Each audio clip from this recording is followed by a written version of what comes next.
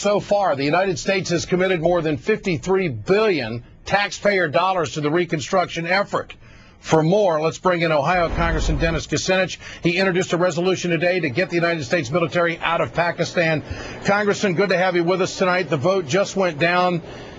What is going on? We talk about how the infrastructure of this country is being sacrificed for a policy in Afghanistan that nobody knows what it is or nobody can define it, yet we just keep pouring billions of dollars into this thing.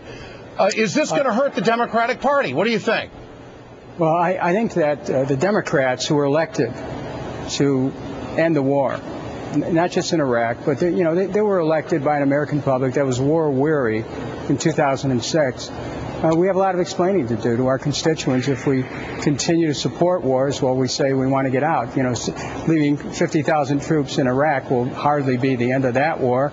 Escalating in Afghanistan is only going to dig us deeper, and now we're expanding our footprint in Pakistan. So I have serious concerns about how the public may view the Democrats' commitment to get us out of war. I mean, there was no hesitation.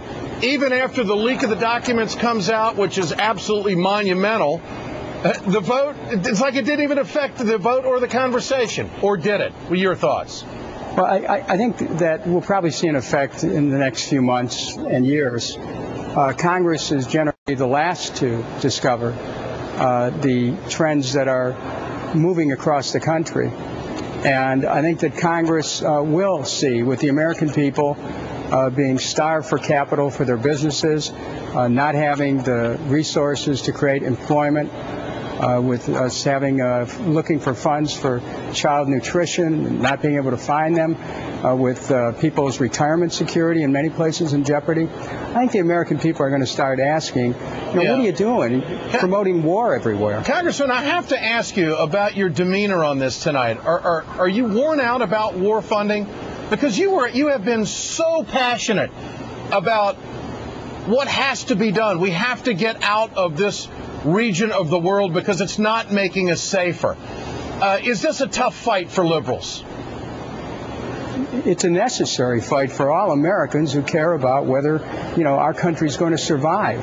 Am I worn out? Not a chance. I'm pacing myself, Ed. This is going to be a long, drawn-out battle to try to take this country, which is now addicted to war, into a direction where we proclaim that our domestic agenda is our first concern. We have an obligation to defend our country, but what we're doing now is we're making America more at risk.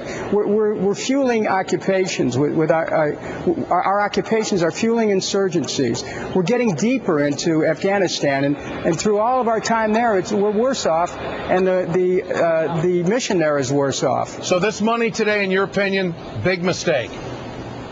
Look, the war is a big mistake.